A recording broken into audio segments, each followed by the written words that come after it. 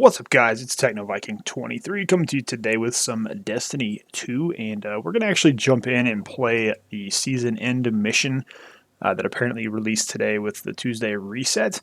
I have not played it yet. I don't know what it's really about. I saw someone mention it on a gaming article somewhere and just decided I was going to ignore all the information today because I didn't want to be spoiled on what this season finale was going to be going into the next expansion. Obviously, we got Lightfall coming up here in a couple weeks. That's going to be pretty big for the game with all the changes it's bringing in and the new location and the new power set and everything that's going to be happening. I did kind of want to give a few of my own thoughts on this before I do go into it story-wise, what I think is going to happen. I've been kind of following the lore of this game pretty intensely since it came out. Even when I wasn't playing the game, I was still reading all the lore books because this universe is absolutely fascinating. It's a sci-fi setting. I really wish they would make some novels about this like they did with the Halo games and the Mass Effect games as well. I want to believe that somehow Clovis Bray is going to jump back into the fray somehow and try to screw everything up with how we've been working on the Seraph station and trying to bring Rasputin back online. If they don't involve him somehow in this finale, it's going to be really kind of silly because it's kind of pointless to bring him back in at the beginning of the season. In what was the most obvious plot twist we all knew was going to happen, him trying to betray us and take Rasputin for himself. I think we all saw that coming 10 miles away. And I got to be honest, I know a lot of people are praising this season. Narratively, I think it's honestly kind of weak because Rasputin has been the focus of the season before, and also we've seen in the history of Destiny that anytime he comes up against the darkness, he pretty much just gets turned off like a light switch. He really can't do much against the paracausal threats, so the Pyramid fleet kind of just shut him down and just flew right past him. I don't think he's going to be able to do much against the Witness or the Black Fleet or anything that we're really going to be facing in the upcoming expansion. So I kind of wonder what they're going to do in this closing mission, if there's going to be some kind of sacrifice from Rasputin, or what's really going to happen. There's a lot to kind of tie up here. I just don't see him being that valuable of a weapon going forward. Obviously, we couldn't use any of the war sats and whatnot anyways because it would speed up the sacrifice to Xivu Arath, making her more powerful. So there's a lot of stuff to go on here. A lot of unanswered questions, a lot of players in the game that we kind of have to see before Lightfall starts. Obviously, we're getting the Strand power. We're going to Neptune. We've seen some of the trailers and whatnot for that. And I almost wonder if something's going to happen with the Traveler leaving Earth at this point, because I feel like going into Neptune, we kind of have to go there to get the new power set. It's very similar maybe to how it was in the Red War when the game first started and we lost our light at the beginning and we had to go to the European Dead Zone and find the Shard of the Traveler to regain some of our light to use our abilities again. I actually kind of do hope Bungie does something like that, because that was actually a really unique twist on the game at the very start of Destiny 2, and unfortunately it only lasted for like 2 or 3 missions where you could only use your guns and your grenades. I think you could use, I can't remember if you could use your grenades or not, but you just basically didn't have any of your abilities at that, or any of your subclasses. It was kind of neat to play the game like a more traditional shooter at first as you tried to regain your power, and I wish they would have stuck with that for more than a couple of missions just to kind of give you that feeling of desperation, which doesn't happen enough in this game. We always feel like we're just kicking the crap out of the bad guys, which I have to imagine they're going to do something at the beginning of Lightfall to kind of change that a little bit and make us feel like we're on the defensive. They have said they're going to try to make the game harder when Lightfall does come out, so we'll see. But I'm interested to see what happens in this mission. And what I'll do, I'll just kind of play through it, and then I'll come back at the very end after we see the final cutscene. It's going to be spoilers. It's kind of why I had this section in the front too, so if you guys don't want to see anything yet, you want to play through this yourself, you may want to just pause the video, come back later, and then go play the mission and see how it works out. But let's get in here and check this out and see what happens.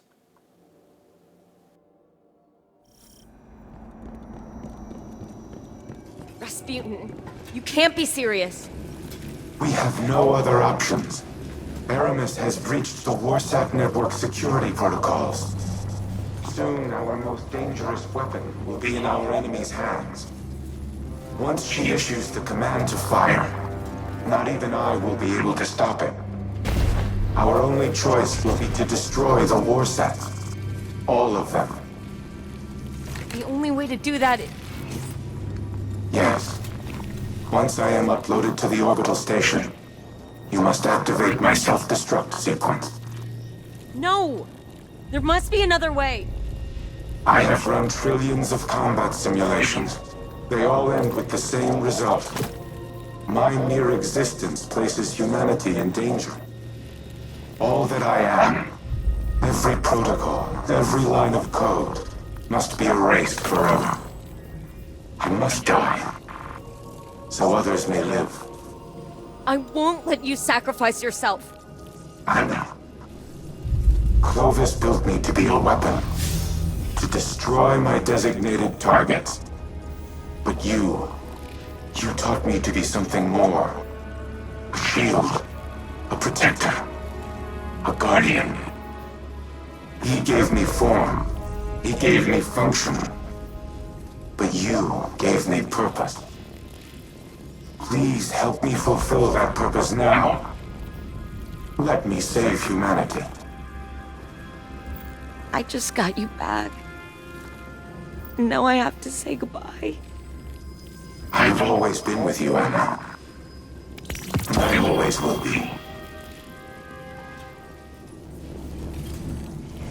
We have no time to waste.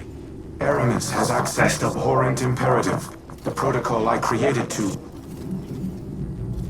use the Warsats against the Traveler and prevent its departure.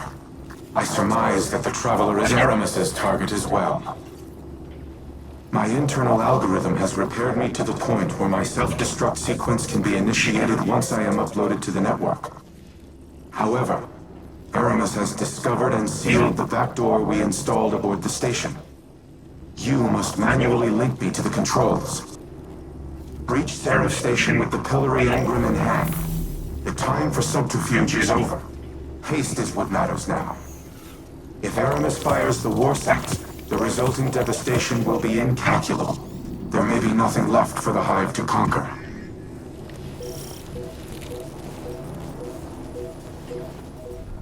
We only get one shot at this. It's all on us. House Salvation has locked down the launch facility, and we don't have time to regain control. Rasputin is going to try to remotely scramble the station's defenses. Buy you a couple of seconds to do a flyby and transmat in. Emphasis, a couple of seconds. Brace yourself.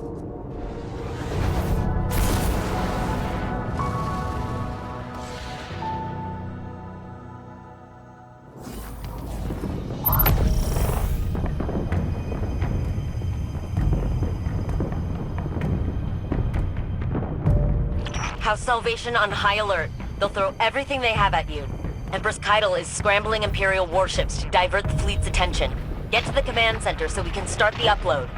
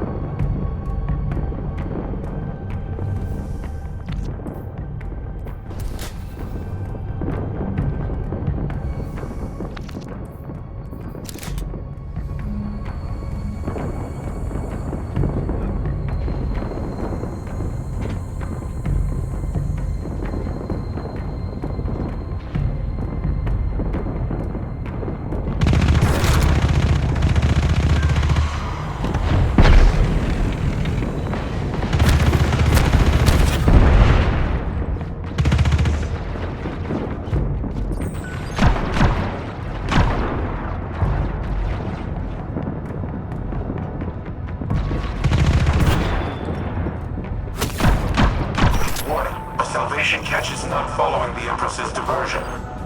It's maintaining position at the station. They know you're there. Hurry!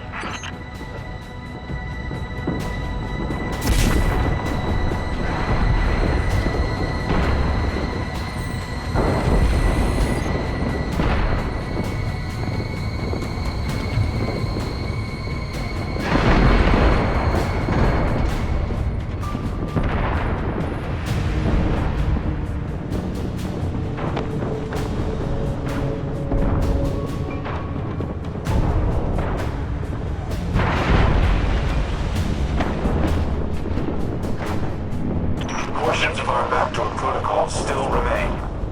I will see what systems I can access to aid you, Guardian.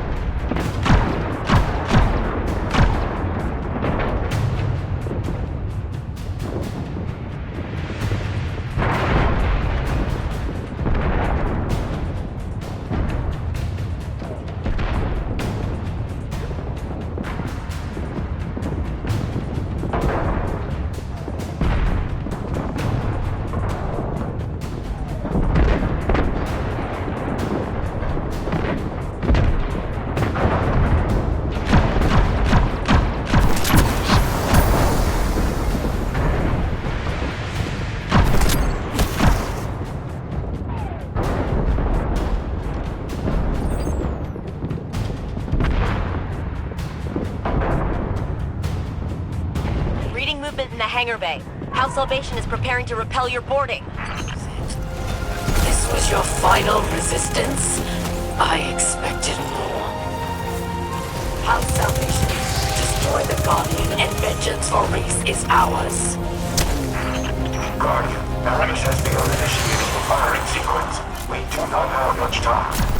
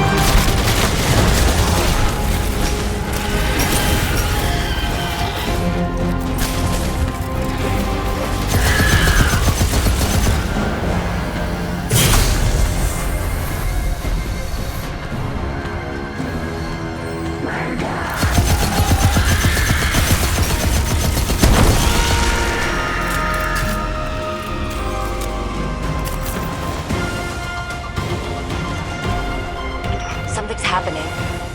Do you feel that? It's like a heartbeat. I feel nothing. But there's activity in the city.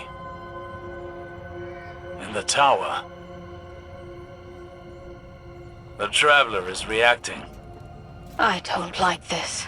It's too familiar. It is.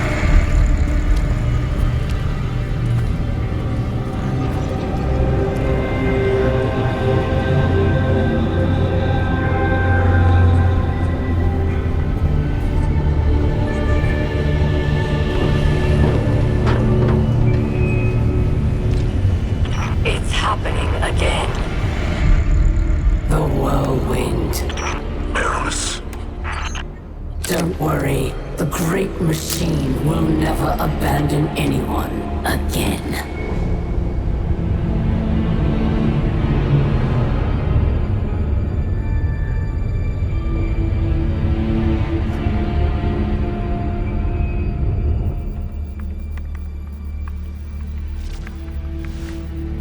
It's leaving. The Traveler is leaving.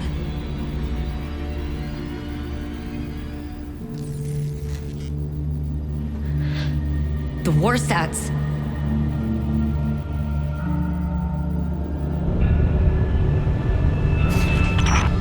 Aramis, please do not do this.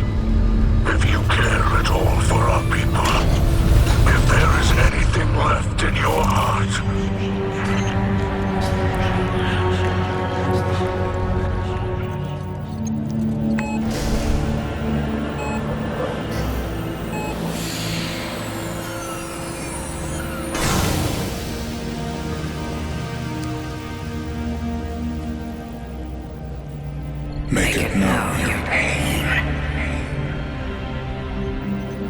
Anna, it's time.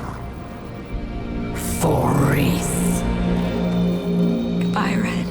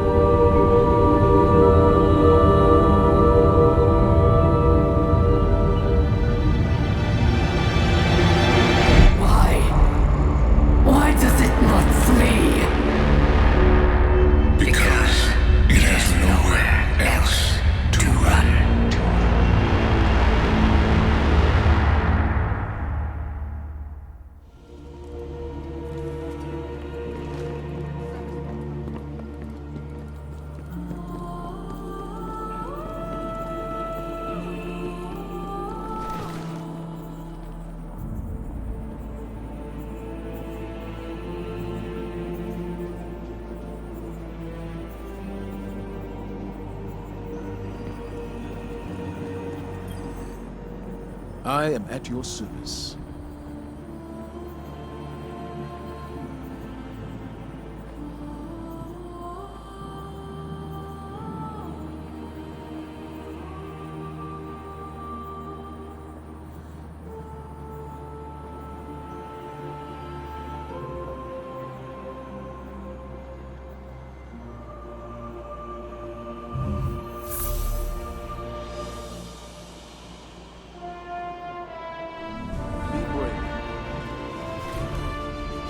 Your light has not gone out.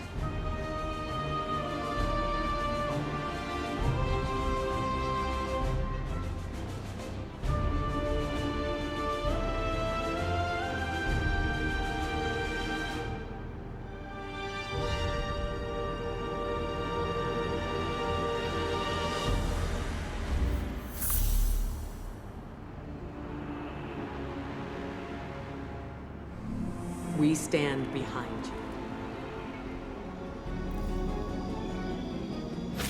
Guardian, ever think about the things we pick up? People we latch onto as if something outside of us could tell us who we are? Like polishing a rusty name tag to a fine shine. Being a Bray defined me, for better or worse.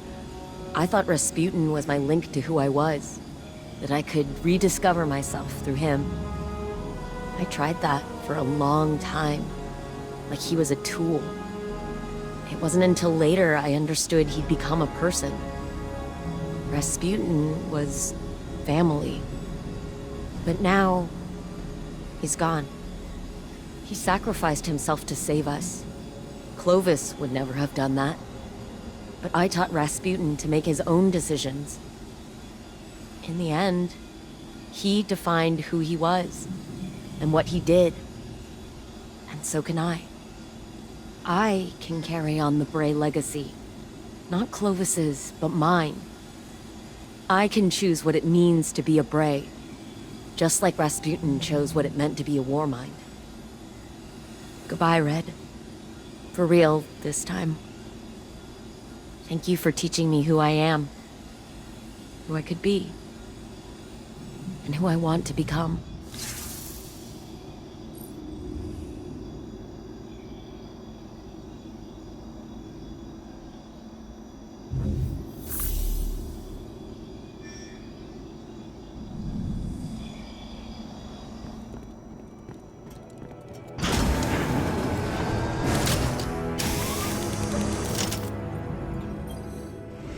Guardian, if you are listening to this, then the deed is done. I trust my sacrifice was not in vain. Anna and I have shared our farewells. This will be hard on her, but she is resilient, strong, and she is not alone. I have a final message for you as well. The Neptunian city in Osiris's visions is real.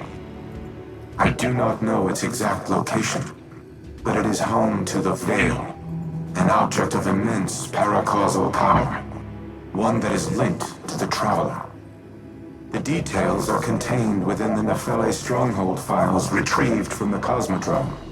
I have decrypted them for Osiris's benefit. Tell him it is a parting gift, from one old miser to another. All other files referencing the city have been deleted from my records, and not by me. Someone wanted it to remain a secret. Anna once worried that she had neglected to teach me how to trust. But now, as my penultimate act, I entrust this knowledge to you. Use it well, my Seraph. Humanity has no more need of a war mind. Not when you have each other.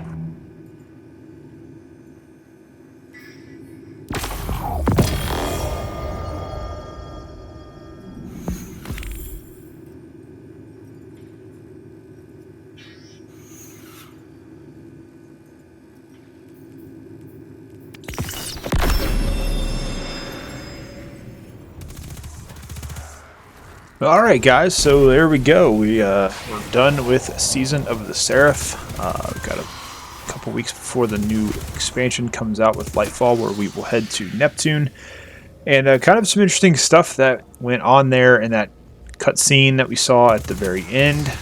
Again, spoilers here. Hopefully I didn't ruin it for you guys if you haven't had a chance to play through it just yet. I don't know. I'm kind of mixed feelings on the whole thing. I know a lot of people are super hyped for what happened here and for this season in general, but as I said at the start, like, I just never got the whole thing with Rasputin to begin with at the start of this season, given how easily he was dealt with before by the darkness. So I almost assumed that, you know, they were going to try to figure out a way to remove him out of the game, because they had basically made it so that he was irrelevant to the story after they showed the darkness defeating him so easily when the pyramids first arrived in the system.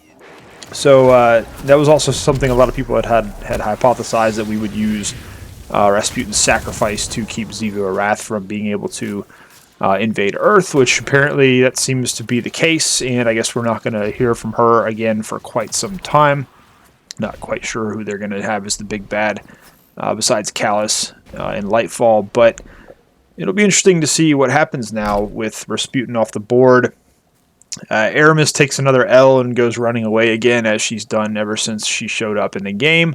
One of the worst villains, I think, that Bungie's introduced to this game. She came in with so much hype. It was supposed to be such a threat to us, and we've just completely trounced her pretty much every time.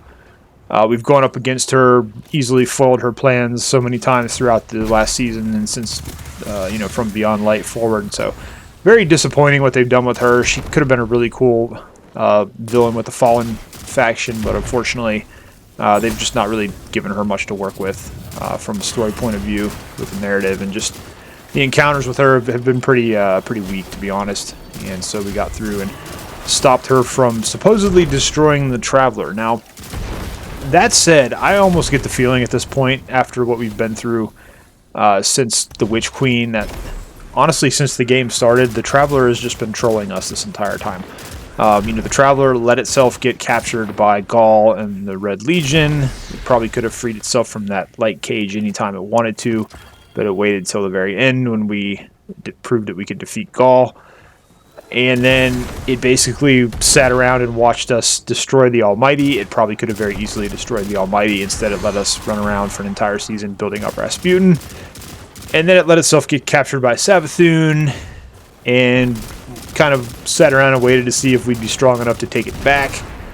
And I seriously doubt that the Warmind's weapons, the War Stats, would have actually harmed the Traveler in any fashion, because we've already seen they couldn't do anything against the Pyramid ships, and we know that the Traveler in the past has stood against the Black Fleet on its own, and we don't know if it won that battle back during the collapse, but it managed to drive the Black Fleet away at the very least. So we know if those weapons from Rasputin can't harm a simple pyramid ship, I seriously doubt the war stats would have actually done anything to the Traveler.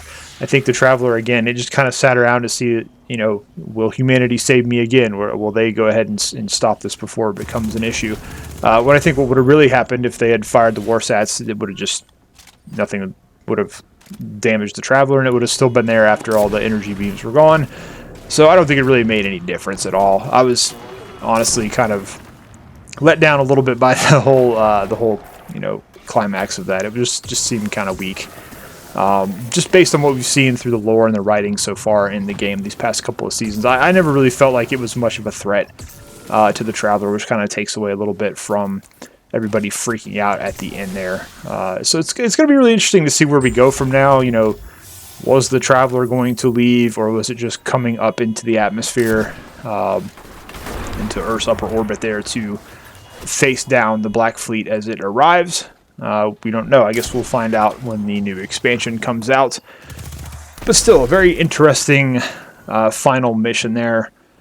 It was kind of neat to watch through the cutscene. Unfortunately, our Guardian didn't appear to be in it anywhere, and that's another issue I've had here with Bungie with the narrative is there were a bunch of cutscenes this season. There's a big meeting in Zval's office, some other stuff going on, and it was basically like, where are we? We're just the invisible errand boy again. We just run around and we do everything and solve all the problems, and then we don't even get to be in any of the cutscenes with everybody else. So a little aggravating, I got to be honest with you. Bungie really has got to figure out a way to get our Guardian back into the story, similar to how we were with the Forsaken expansion. It really kind of breaks the immersion a little bit when you're the person running around slaying all these gods for the city, and then it turns out that everybody else just takes the credit, or you don't even get to be in the cutscenes with everybody else. You know, that's kind of annoying, but it was nice to see Anna and Elsie get a little bit of emotional closure to their storyline, bring them a little bit closer together, because one of the fears was, with all the stuff going on with Rasputin, would Anna fall down the dark path as she has before, and all of the other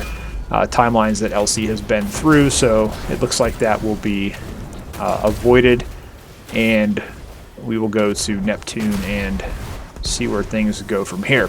So the game's in a pretty interesting spot. They've already been talking about all the stuff they're going to be doing in Lightfall to make the game seemingly more difficult, but also adding in a bunch of new systems that are going to expand the sort of the RPG systems that are in the game. With the armor system they're bringing in, they are going to be putting an LFG system into the game finally after all this time. That'll be interesting to see how that works. If it's just as bad and as toxic as the standalone LFG sites, we will see for sure. But interesting time for Destiny 2, honestly. They've got a lot of stuff they still have to fix. PvP is still kind of a mess. It hasn't been enjoyable in a very long time. And, you know, PvE is honestly kind of boring in this game because we've just become so powerful. It's hard to really have challenging content anymore. I mean, even I could do some of the solo Legends stuff, which, and I'm pretty trash at the game, to be honest. I'm just a turbo casual, but I'm still able to complete some of that stuff with a decent build. So it's going to be interesting to see how they deal with that and what they're going to bring to the table with the new difficulty settings with Lightfall. So I'm kind of looking forward to that game. I have not pre-ordered it yet. I have not been pre-ordering any of the expansions. I usually wait till they come out and then kind of watch on YouTube, see what the content looks like before I decide whether or not I'm going to pick it up. I've done that pretty much with this game throughout, where I pretty much no life the first Destiny. Destiny 2, I've basically played in these little short spurts, like I've been playing for the past 2 or 3 months, the season of the Seraph, and then I usually will take a break for quite a while, for 6 or 7 months sometimes, if I get into some other games especially. So we'll see what happens with Lightfall. For now, I'm just going to spend the next week actually farming the weapons from PsyOps Battlegrounds to see if we can get some of those crafting patterns finished before the expansion comes out. And then I'm actually going to be out of town the week that Lightfall does come out. I'm going on kind of a fun end-of-season ski trip that's going to be pretty exciting. So I won't be around for the launch of it. I'll get to come home and kind of see what's going on and then decide if I'm going to pick up the next expansion or not. And we'll see if, you know, we'll continue our journey in Destiny that's been going on for quite some time.